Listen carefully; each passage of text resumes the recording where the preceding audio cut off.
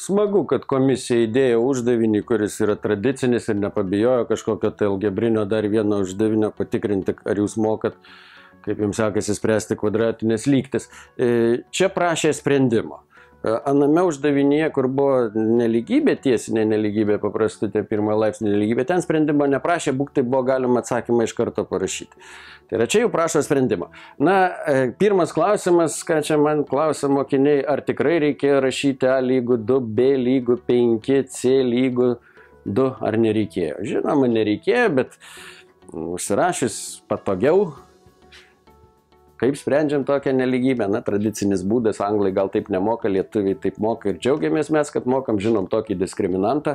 Diskriminantas yra B kvadrato minus 4AC, šito irgi galima buvo nerašyti. Na, vietoj B rašom 5 kvadratų minus 4 kart 2 kart 2, taip. Ne čia ne minusą paėmė, ne čia ne minusą paėmė, tai yra jokių čia problemų neturėtų sudaryti. 5 kvadratų 25 ir minus 16 yra 9. Žiauriai apsidžiaugiam. Net šaknis iš 9 traukiasi, 9 yra 3 kvadratu.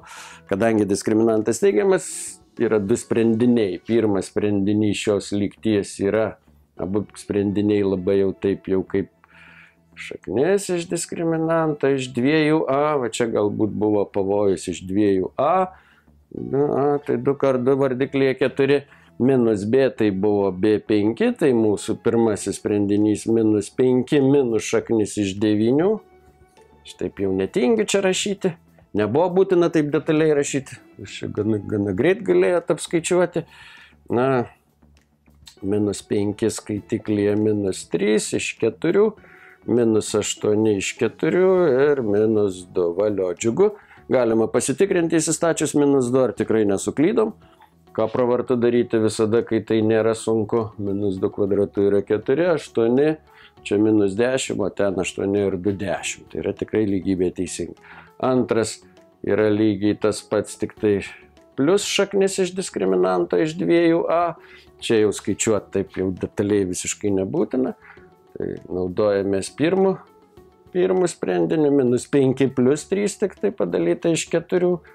Ir čia minus 2 iš 4. Tai yra minus 1/2 arba minus 0,5. Norit, galite ir dešimtainių pavidalu rašyti, bet geriau matematikoje skaičiuoti paprastosiom trukmenom. Na ir atsakymą galima nurodyti įvairiai, rašyti x1 minus 2, x2 minus 1/2 arba tiesiog nurodyti skaičiukus ir netgi nėra svarbi eilės tvarka šiuo atveju.